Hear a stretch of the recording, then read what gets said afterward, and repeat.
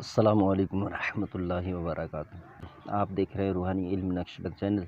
اگر آپ ہمارے چینل پر نئے آئے ہیں تو ہمارے چینل کو لازمی سبسکرائب کر دیں اور بیل آئیکن کے بٹن کو پریس کر دیں تاکہ ہماری آنے والی ویڈیو سب سے پہلے آپ تک پہنچ سکے۔ خوشخبری، آج خوشخبری ہے آپ لوگوں کے لیے کہ جس کا ہم نے ارادہ کیا تھا، یعنی جب دن بہتر آئیں گے، دن سے مراد یعنی جب سردیوں کے دن قریب آئیں گے،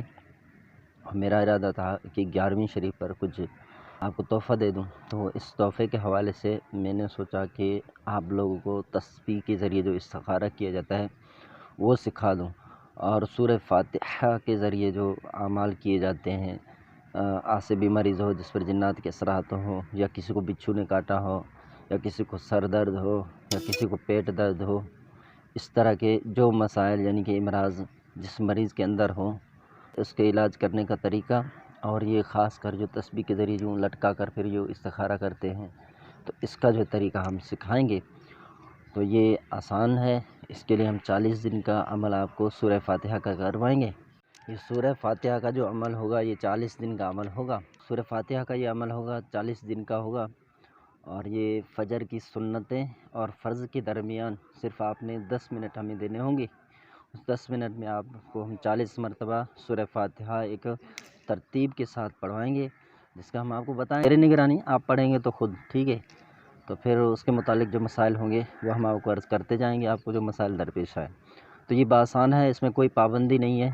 بس یہ ہے کہ شادی شدہ حضرات تھوڑا سا پرہیز کر لیں گے، باقی اس میں کوئی کسی قسم کی جو پابندی نہیں ہے، ٹھیک ہے؟ جیسے پرہیز جلالی اور جمالی، تو اس طرح کوئی وہ چیز نہیں ہے،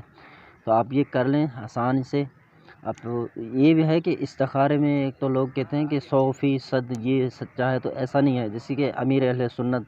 بانی دعوت اسلامی دامت برکاتہم عالیہ،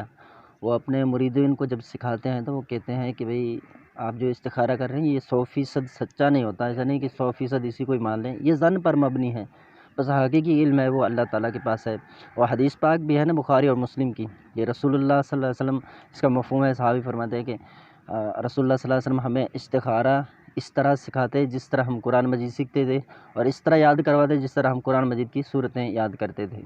تو یہ اسی روایت کو جو ہے اتحاف المسلم کے اندر بھی علامہ نبہانی وہ لے کر آئے ہیں، انہوں نے بھی اس روایت کو نقل کیا ہے، اور دیگر کتب کے اندر بھی ہے۔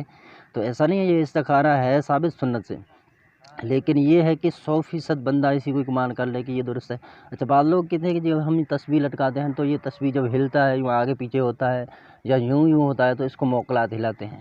تو اس پر بڑا ہی پیارا انداز مفتی اکمل مدنی سے جب یہ سوال ہوا تو آپ نے فرمایا اچھا، جو عاملین کہتے ہیں کہ بھئی موکلات ہلاتے ہیں نا، موکلات آ کر بیٹھ جاتے ہیں میرے تسبیحوں پر، تو اس کو پھر آپ نا وہ دیوار پہ لٹکا دیں، وہاں پہ پھر آپ اس کو پڑھیں، پھر دیکھیں آپ کا وہی موکل آئے اور اس کو ہلائے دیکھیں۔ تو اس طرح نہیں ہوتا، بس یہ ہے ظنی چیزیں، بس اگر آپ اخلاص کے ساتھ کریں گے تو انشاءاللہ آپ اپنے منزل مقصود تک آسانی سے پہنچ سکیں گے۔ بس 11ویں سے پہلے آپ نے ایڈمیشن لے لینا ہے، بہت ہی آسان عمل ہے، اور جس طرح کی سورہ فاتحہ سے دیگر اعمال ہیں وہ بھی ہم آپ کو عرض کر دیں گے۔ اور اس کے لیے بہتر ہے کہ تسبیح جو ہے نا موٹے دانے والی ہونی چاہیے، ٹھیک ہے؟ چھوٹی ہو کوئی مسئلہ نہیں ہے، لیکن ہو، اس میں یہ ہوتا ہے پھر استخارہ کرنے میں آسانی ہوتا ہے۔ بس اس میں یہ ہے جب بندہ استخارہ کرتا ہے نا، استخارے کے لیے جب اس کو پکڑتا ہے تو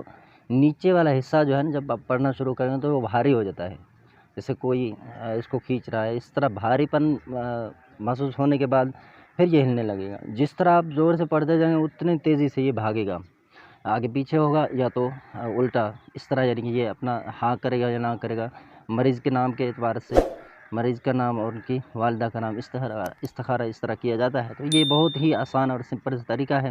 ہمت کریں اور جلدی اپنا ایڈمیشن کروا لیں۔ السلام علیکم ورحمۃ اللہ وبرکاتہ۔